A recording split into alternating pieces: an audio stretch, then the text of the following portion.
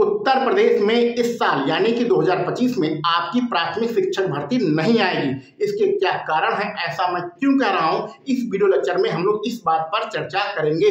जैसा कि आप सभी लोगों को पता है कि इसी विभाग यानी कि बेसिक शिक्षा विभाग में मैं सहायक अध्यापक के रूप में काम करता हूं, तो विभाग में क्या चल रहा है इस पर भी हम लोग बातें करेंगे। जो आपका लंबा चौड़ा धरना प्रदर्शन हुआ प्रयागराज में, उसके क्या रिजल्ट निकले, इस पर भी हम लोग बातें करेंगे। और सरकार की क्या मंशा है, सरकार क्या करना चाह रही है, इस पर भी हम लोग बातें करेंगे। तो चलिए वीडियो लेक्चर को स्टार्ट करते हैं और बात करते हैं उत्तर प्रदेश प्राथमिक शिक्षक भर्ती की। तो पहले अपने विभाग की बात कर रहे हैं कि विभाग में क्या चल रहा है। पिछले 3-4 महीनों में विभाग में बहुत सारे काम हुए हैं। उससे पहले आप लोगों को ये वाला डाटा पता ही होगा कि सरकार का एक गजट था जिसमें बताया गया था कि 1 से 12 तक आपके लगभग 1,81,000 पद खाली हैं, जिसमें जो प्राइमरी का अनुपात है शिक्षक और छात्र का 22:1 है और आपका जूनियर वाला 28:1 है। यानी कि इनके अनुसार से तो प्राइमरी में शिक्षकों की कोई आवश्यकता ही नहीं है, क्योंकि अनुपात 30:1 होना चाहिए और उससे ही कम 22:1 है। लेकिन ध्यान दीजिएगा, ये अनुपात तब है जब यहाँ पर शिक्षा मित्र को भी शामिल किया गया है। तो ये पुराना डाटा है, आप सभी लोगों को पता है। अब विभाग की बात करते हैं, 3 चीजों पर बात करेंगे। पहला, विभाग में क्या हो रहा है, धरना प्रदर्शन जो प्रयागराज में हुआ उसमें क्या हुआ, और तीसरा, सरकार की क्या मंशा है। तो पहला टॉपिक हमारा विभाग में क्या हो रहा है। विभाग ने पिछले 3-4 महीनों में बहुत सारे काम किए हैं। जैसा कि पहला काम है म्यूचुअल ट्रांसफर। म्यूचुअल ट्रांसफर का मतलब होता है एक जिले के अंदर जो ब्लॉक होते हैं उसका आपको एक ब्लॉक से दूसरे ब्लॉक में जाना या एक विद्यालय से दूसरे विद्यालय में जाना, लेकिन यह म्यूचुअल होता है। म्यूचुअल का मतलब होता है किसी विद्यालय में कोई अध्यापक है, आप अपने विद्यालय में हैं, वह आपके विद्यालय में आना चाहता है, आप उसके विद्यालय में जाना चाहते हैं, तो दोनों लोग जोड़ा बना लीजिए, पेयर बना लीजिए, उसको कहते हैं म्यूचुअल ट्रांसफर, जो कि जिले के अंदर ही होता है। दूसरा काम यहाँ पर लगभग हो चुका है, वो है ट्रांसफर वाला, एक जिले से दूसरे जिले में। लेकिन ध्यान दीजिएगा, पूरे उत्तर प्रदेश में यह नहीं हो रहा है। लगभग 15 जिले हैं जो कि पिछड़े जिले हैं उत्तर प्रदेश के, उन्हीं में आप जा सकते हैं। उसमें शिक्षकों की कमी है, उसी जिले में आप जा सकते हैं। तो यानी कि ये जिले से जिले वाला ट्रांसफर हो गया, प्रत्येक जिले का ये नहीं हो रहा है। जैसे कि आपको लखनऊ जाना है, प्रयागराज जाना है, अयोध्या जाना है, अम्बेडकर नगर जाना है, तो यहाँ पर आप नहीं जा पाएंगे। जो 15 जिले आकांक्षी जिले हैं वहीं पर आप जा सकते हैं। ठीक है।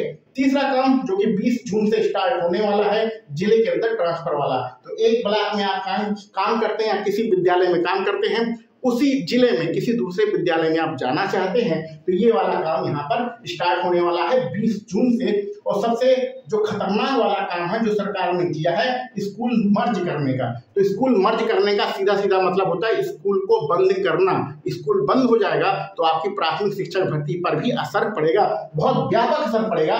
तो इसकी वीडियो हम अलग से बनाएंगे कि स्कूल मर्ज होने का या स्कूल बंद होने का क्या असर पड़ता है। इसका कोई अभी ऑफिशियल डाटा नहीं है, कहीं पर 30 छात्र कहीं पर 50 छात्र का अनुपात लिया जा रहा है। यानी कि गांव देहात के ऐसे दूर दराज के स्कूल जिसमें 15 बच्चे हैं, 20 बच्चे हैं, 30 बच्चे हैं, 40 बच्चे हैं, 45 बच्चे हैं, ऐसे स्कूलों को बंद करके जो आपके बगल वाला एक बड़ा स्कूल होगा उसी में बच्चों को भेजा जाएगा और अध्यापक भी उस बड़े स्कूल में जाएंगे। तो ऐसे गांव देहात के जो ऐसे स्कूल हैं जहां पर बच्चे कम हैं उनको बंद किया जाएगा।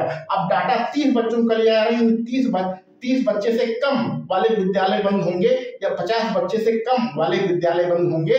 इसका कोई ऑफिशियल डाटा नहीं है। किसी जिले में 30 की संख्या ले रहे हैं, किसी जिले में 50 की संख्या ले रहे हैं। और गोरखपुर का जो एक स्कूल है उसका आदेश आ भी चुका है बंद होने का। तो ये बहुत ही बड़ी बात है, इस पर हम बाद में बातें करेंगे, डिटेल में बात करेंगे, अलग से वीडियो बनाकर इस पर बात करेंगे। तो ये आपके विभाग के अंदर सारे काम हो रहे हैं, यानी कहने का मतलब विभाग बैठा नहीं है, विभाग कुछ ना कुछ काम कर रहा है। अब बात करते हैं आपके प्रयास। हाँ, लेकिन इसमें कहीं भी आप देख रहे हैं कि जो आपका अनुपात है, छात्र और शिक्षक का जो अनुपात है वो कभी भी कम ज्यादा नहीं हो रहा है। जैसे कि अनुपात आपका 35:1 नहीं हो रहा है, प्रत्येक कंडीशन में इनका अनुपात 30 से कम ही रहेगा। ये सारी चीजें लागू करने के बाद भी आपकी शिक्षक भर्ती आने की कोई उम्मीद नहीं है, क्योंकि इन सारी चीजों से आपकी शिक्षक भर्ती पर कोई प्रभाव नहीं पड़ता है। ठीक है, शिक्षक भर्ती ना आने का प्रभाव तो पड़ेगा लेकिन आने का कोई प्रभाव नहीं पड़ेगा।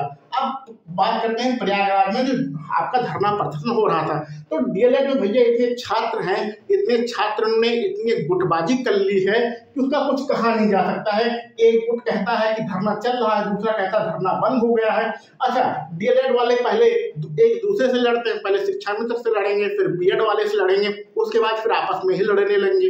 डीएलएड में जो पुराने छात्र हैं, 16 वाले हैं, 15 वाले हैं, 17 वाले हैं, उनका कहना है कि जो 68,500 वाली भर्ती थी जिसमें 27,000 सीटें खाली हैं, तो उसमें जिसने फॉर्म भरा था उसी का सिलेक्शन कर लिया जाए। जो नए बच्चे हैं कह रहा है कि नई भर्ती निकाल के सिलेक्शन करो। जो 69,000 वाले बच्चे हैं, जो 8,000 आपका सीटें खाली रह गई थी, सीटें खाली क्या एक थर्ड काउंसलिंग या आपकी चौथी या पांचवी लिस्ट आई थी 8,000 बच्चों की, तो उसको भरने की बातें हो रही हैं। तो कहने का सीधा सीधा मतलब है कि भैया डीएलएड में इतने छात्र गुट बना चुके हैं ना कि कुछ होने हवाने वाला है नहीं। ये सिर्फ अपना चंदा चोरी वाला काम इनका है।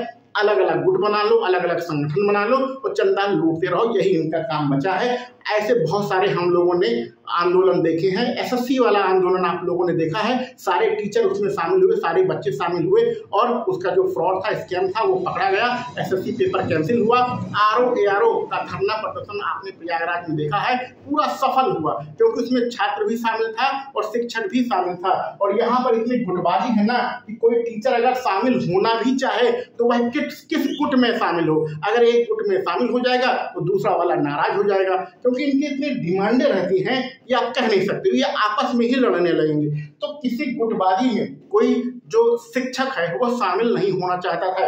लेकिन जब ये धरना प्रदर्शन चल रहा था तो मैंने कहा था कि भैया आप सभी लोग जो छात्र हैं जाइए अपने शिक्षक भर्ती की डिमांड कीजिए, लेकिन गुटबाजी के चक्कर में ना पड़िए। शिक्षक जो होता है उसके लिए सब समान होते हैं, चाहे वो बीएड वाला बच्चा हो, चाहे डीएलएड वाला बच्चा हो, चाहे डीएलएड उसने 2016 में किया हो, चाहे 20 में किया हो, चाहे 24 में किया हो, उससे कोई मतलब, सारा बच्चा उसके लिए समान होता है। तो इस गुटबाजी के चक्कर में ना पड़ने के कारण बड़े बड़े जो छात्र हैं, बड़े बड़े जो आपके शिक्षक हैं वह इसमें शामिल नहीं हुए। धरना पूरी तरीके से फ्लॉप हो गया। सिर्फ चंदा चोरी वाला काम है, चंदा उगाही वाला काम है।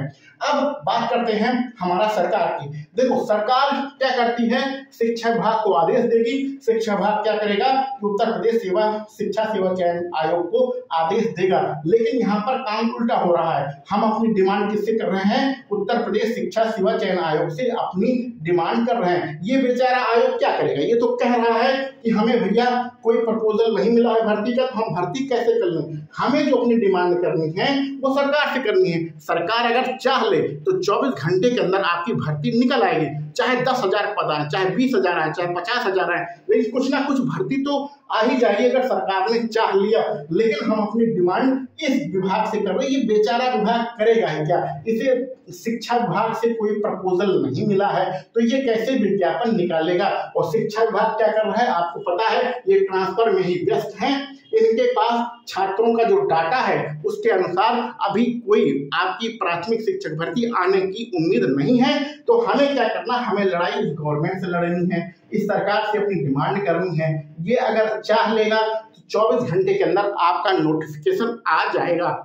लेकिन एक बात और ध्यान रखिए, 27 में इलेक्शन है, इसलिए आपकी 26 में भर्ती जरूर आएगी, 100% आएगी।